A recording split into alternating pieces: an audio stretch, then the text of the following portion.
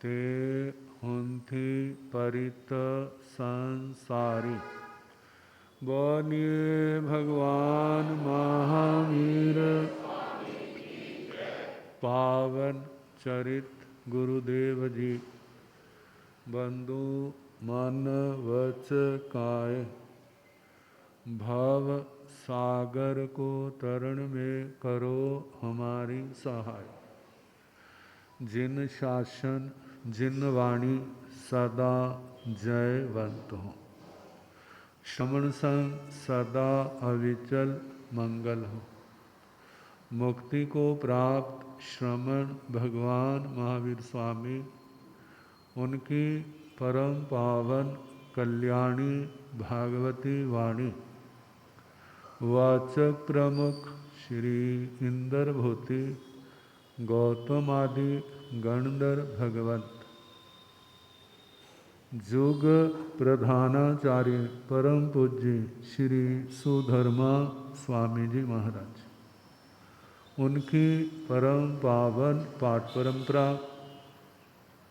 वर्तमान आचार्य ध्यान योगी परम पूज्य श्री शिव मुनि जी महाराज एवं गुरुजन सबके पावन चरण सरोजों में मेरा अनंत अनंत बार वंदना नमस्कार। उपस्थित धर्म प्रेमी सज्जनों, माताओं तथा बहनों,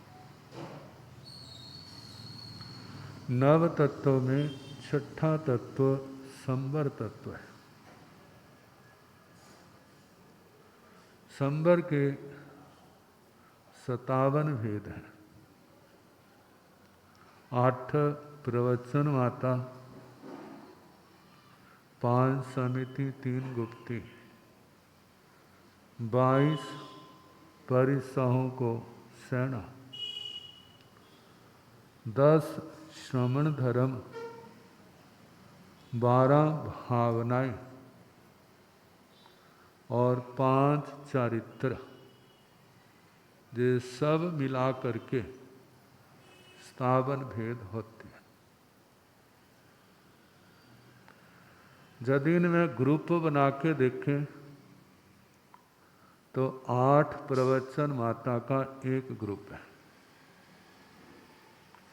22 परिसहों का दूसरा ग्रुप है, 10 श्रमण धर्म का तीसरा ग्रुप है, 12 भावना का चौथा ग्रुप है और 5 चारित्र का 5वां ग्रुप है। वैसे सब का अपने अपने स्थान पर महत्व है, किसी को न्यून कम नहीं किया जा सकता। लेकिन हम जब चारित्र की ओर देखते हैं तो ध्यान आता है 8 प्रवचन माता का उपदेश क्यों? 8 प्रवचन माता का उपदेश भगवान ने क्यों दिया? चारित्र की रक्षा के लिए। चारित्र में किसी प्रकार का दोष ना हो। जानते हैं शुद्ध वस्तु की कीमत पूर्ण होती है और जितनी उसके अंदर विजातीय घटिया तत्व का मिश्रण होगा उतनी उसकी कीमत नीचे गिर जाएगी। तो चारित्र की महिमा अपरंपार। चारित्र एक ऐसी नावा है जिस पर सवार होकर के इस संसार सागर को आराम से पार किया जा सकता है, चाहे आराम से चाहे देर आदमी से, लेकिन इस चारित्र रूपी नावा पर जो सवार है वह संसार को अवश्य पार करेगा। हमारी चारित्र रूपी नावा में किसी प्रकार की दरार ना हो, किसी प्रकार का छिद्र ना हो, किसी प्रकार का उसके अंदर बोझ ना हो। इन सब से रक्षा जो है शेष बातों से होती है। 8 प्रवचन माता का उपदेश, जिसमें चलना विवेक से, बोलना विवेक से, खाना विवेक से, कोई वस्तु लेनी देनी रखनी उठानी विवेक से, यदि कोई वस्तु गिरनी है तो वो भी विवेक से, मन से किसी का बुरा नहीं सोचना, वाणी से किसी को बुरा नहीं बोलना और शरीर से किसी का बुरा नहीं करना। यदि इनका ध्यान रखा जाता है 8 बातों का, तो आत्मा के अंदर पाप का प्रवेश रुक जाता है। पाप का प्रवेश रुक जाता है। पाप का प्रवेश ही तो विजातीय तत्व है, जो चारित्र की महिमा को घटाने वाला, आत्मा को दुर्गतियों में ले जाने वाला कौन है? पाप ही तो है। पापों से बचने के लिए चलना ध्यान से, बोलना ध्यान से, गोचरी ध्यान से, निक्षेपणा समिति रखना, उठाना लेना देना वो भी ध्यान से, और कोई वस्तु गिरनी है तो वो भी क्या करनी? ध्यान से। ध्यान का मतलब केवल एक आसन में बैठ करके आंखें बंद करके बैठना ध्यान नहीं है। ये तो केवल शरीर का विश्राम है। जो हमारे जीवन की चर्या है, इसके बिना तो जीवन चलेगा नहीं। हमारा ध्यान केवल बैठे बैठे नहीं, हर क्रिया के अंदर हमारा ध्यान होना चाहिए। लेकिन क्या मैं कोई गलत काम ना करूं जिससे किसी जीव की विराध ना हो, मैं कोई ऐसा वचन ना बोलूं, कोई ऐसी क्रिया ना करूं जो किसी के लिए असमाधि का कारण बने। छोटे से लेकर के बड़े तक जय विवेक रखना और किसी प्रकार की भूल ना हो, इस बात का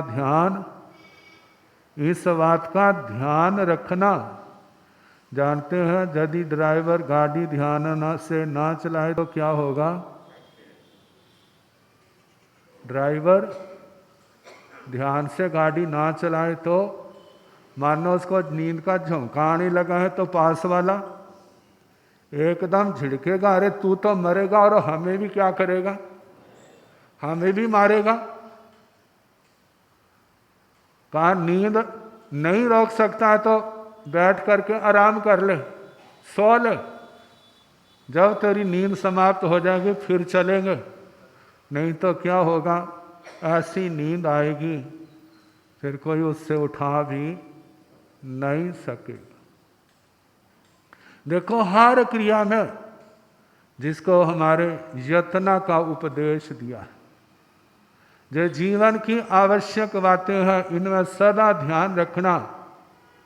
अब 3 गुप्तियां हैं। मन गुप्ती, मन के द्वारा किसी का अशुभ चिंतन नहीं करना, अशुभ वाणी नहीं बोलना, पापकारी शरीर के द्वारा कोई क्रिया नहीं करना। ये पूर्णता तो साधु जीवन में दिखाई दे सकती है। गृहस्थ जीवन में तो वहाँ जल्दबाजी है ना, जे करना जे करना जे करना, जल्दी जल्दी जल्दी जल्दी करो। जैसे ना ऐसे होता है ना, जिसके पास जाते हैं हम अपना दुखड़ा रोते हैं और साधु सतियाँ मालाएं बता देते हैं। एक के पास गया उन्होंने एक माला बता दी, दूसरे के पास गया उन्होंने दूसरी माला बता दी, तीसरे के पास गया उन्हें तीसरी माला बता दी। चौथे के पास गया तो चौथे ने अपनी माला बता दी। ऐसे 10-15 के पास चला गया और कितनी मालाएं होगी।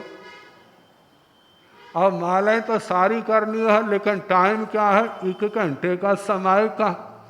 अब फटाफट फटाफट क्या करता है, फिर सुपर फास्ट चलती है।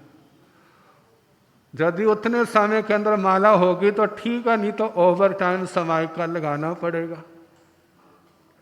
अब भाई जितने दरवाजों में जाओगे तो कुछ ना कुछ तो बताएंगे।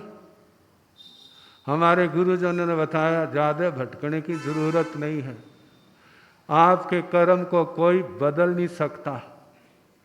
यदि बदलने की ताकत है तो आपके अंदर है।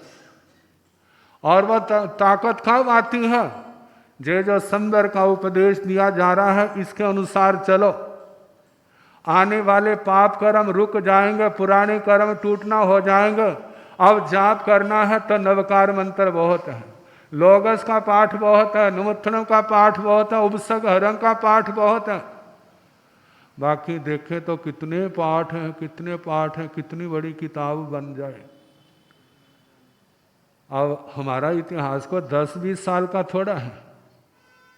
भगवान महावीर स्वामी से ले लें, जब इतिहास पढ़ेंगे देखेंगे फलाने आचार्य ने अपने भगत को या किसी राजा को जे पाठ बताया था, उनको जे पाठ बताया था, उनको जे पाठ बताया था। और पाठ कितने इकट्ठे हो जाएंगे, पाठों की कोई कमी नहीं रहेगी। कहा जाता है वो पाठ सार्थक है, निर्जरा में सहायक है, जिसके अंदर 5 परमेष्ठी भगवंतों का नाम आता है। जिसके अंदर 5 परमेष्ठी भगवंतों का नाम आता है, चाहे वो अरिहंत भगवान है, चाहे वो सिद्ध भगवान है, आचार्य भगवंत हैं, उपाध्याय हैं, साधु साध्वियाँ हैं। इनकी जो क्यों पूजनीय है, क्यों आदरणीय है, क्योंकि जहाँ पर कितने तो इन 5 चरित्र का पालन कर रहे हैं। और सिद्ध भगवंतों ने 5 प्रकार के चरित्र का पालन करके अपनी सारी बीमारियों का दूर कर दिया और ऐसे अक्षय स्थान को पाया है जिसके बाद अब संसार के अंदर कोई उनका गमनागमन नहीं होगा।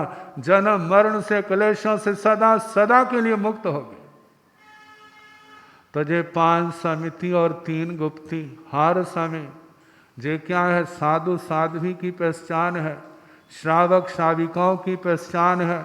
यदि इन बातों का ध्यान रखते हैं तो समझते हैं किसी अच्छे गुरु की, किसी अच्छे साधु साध्वी की संगति की है और ये बातें इनको क्या ही है, उनसे प्राप्त हुई है।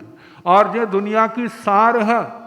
8 प्रवचन माताओं के लिए कहा जाता है ये द्वादशांगी वाणी का सार है।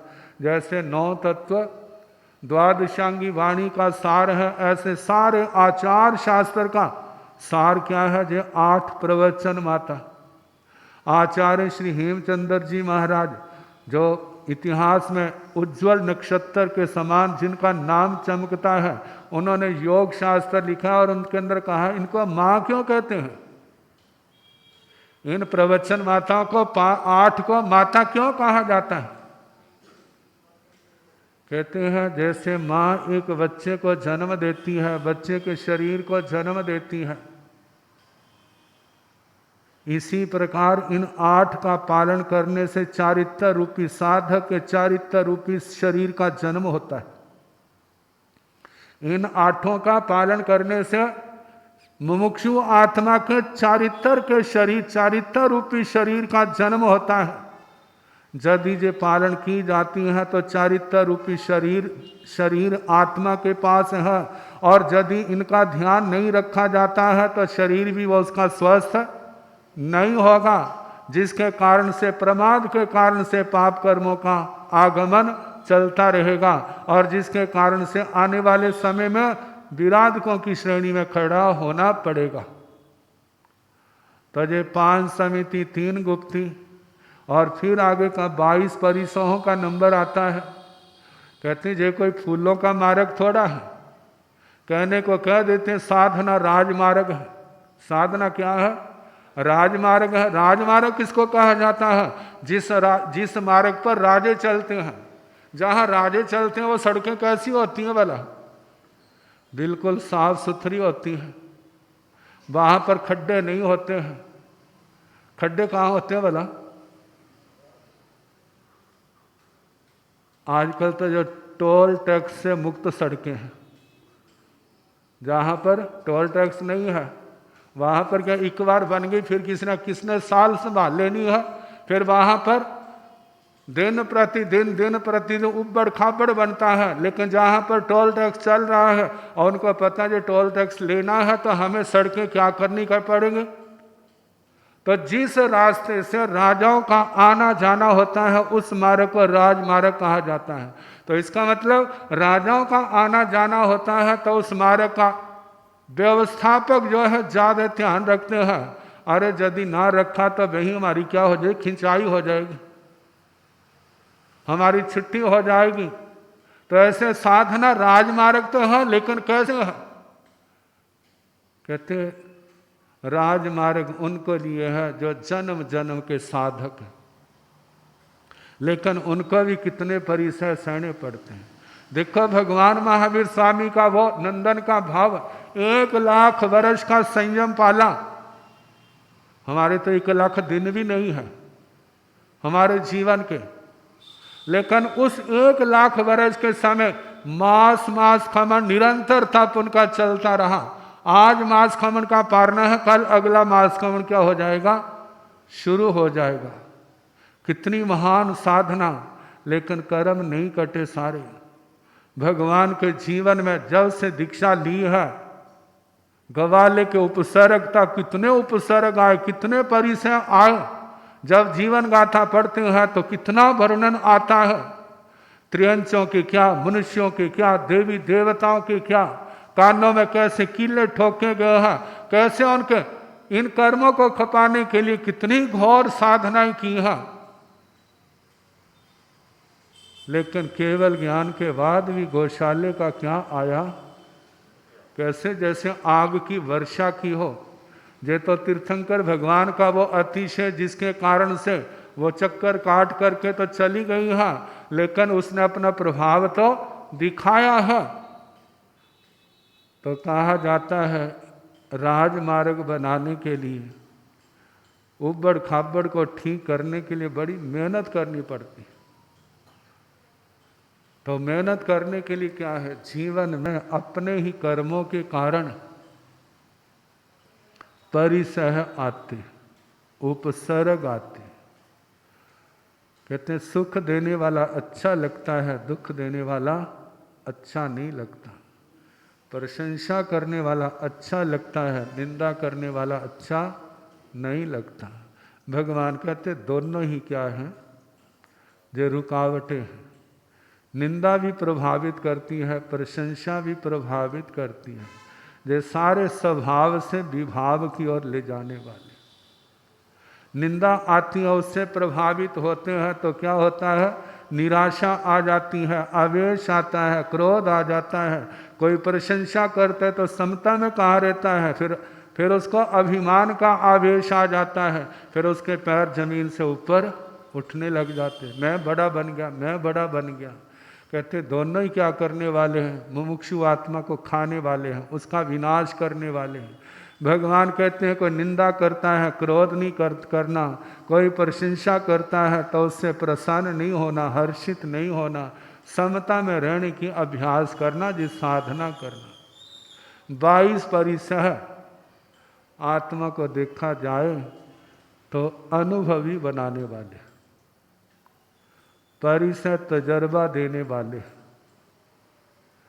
जैसे सोनार सोने के ऊपर हथौड़ियाँ मारता है, लोहार जैसे लोहे को कूटता है, ऐसे जो परिसर भी आत्मा को कूटने के लिए आते हैं। तो जानते हैं जितनी मार सहेगा उतना क्या होगा। कहते हैं पुराने ज़माने की कहावत है, आजकल तो कहने वाले भी नहीं और सुनने वाले भी नहीं। कहो भला, एक कहोगे तो 10 सुनने को मिलेंगे। इसलिए कहने वाला सोचता चुप रहना ही अच्छा है। यदि कोई गलती करता था तो दूसरा कहता लगता है तेने गुरु की मार नहीं खाई। क्या नहीं किया, गुरु की डांट और गुरु की मार नहीं खाई इसलिए तुम्हारी दशा है। यदि कोई बहू गलती करती है तो दूसरी बुजुर्ग बहना क्या कहती, लगता है सास से बाह नहीं पड़ा। किससे वाला? सासू से वास्ता नहीं पड़ा, नहीं तो तेरे को वो सास होती ना, तेरे को क्या कर देती, वो ऐसी तजर्बेकार बना देती कि सारी उम्र तू गलती ना करती। और ऐसे ही बेटे ने यदि बाप की डांट सही है तो वो भी गलती नहीं करेगा। जे परिसह महानिर्जरा के कारण है, लेकिन कब? यदि इनको समता से सहन किया जाए। समता से सहन किया जाए तो महानिर्जरा का कारण है, और यदि विषमता आ जाए तो महाबंध का कारण भी बन जाते हैं। जे परिसय आगे श्रवण धर्म, आगे भावनाएं, चारित्र, जैसे जैसे समय आएगा सुनाने का प्रयास किया जाएगा। बाकी कल